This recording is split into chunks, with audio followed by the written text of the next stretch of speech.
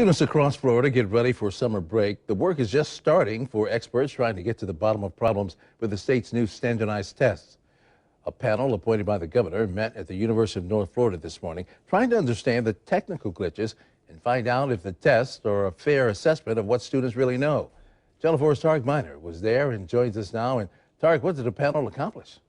Well, Rob, there's still a lot of work for the three panel leaders to do over the summer. They're going to oversee the evaluation of the tests, which are being conducted by two out-of-state companies. Representatives for those companies were at today's meeting as well, trying to get Florida's tests back on track.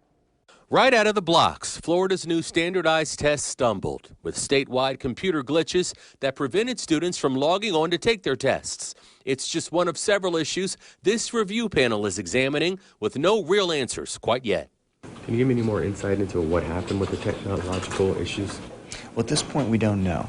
And that's part of our job over the next 3 months is basically to try to collect the evidence, systematically evaluate it, and formulate some reasoned conclusions.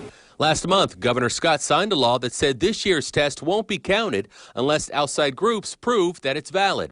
Chad Buckenhall, whose company was hired by the state of Florida, also wants to find out if the glitches will affect the test results. His firm is answering other questions like, is Florida's test a valid assessment of students' knowledge?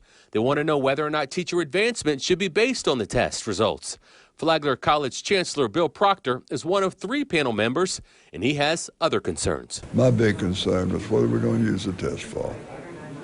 Do we have the staff that we need to develop the validity standards? Proctor adds he's unsure if the state has adequate staffing to deal with the complexity of the issues, admitting that Florida's assessment test may have some inherent flaws. No test is perfect, in my experience. There's always something that can be improved. The company that administered the test via computer was paid more than $100 million. State Senator Jeremy Ring wants to know if the state can get a portion of that money back because of all the problems. If we can look to see if these technology glitches, if we can collect the liquid damages off these technology glitches, because we paid the company about a few $100 million.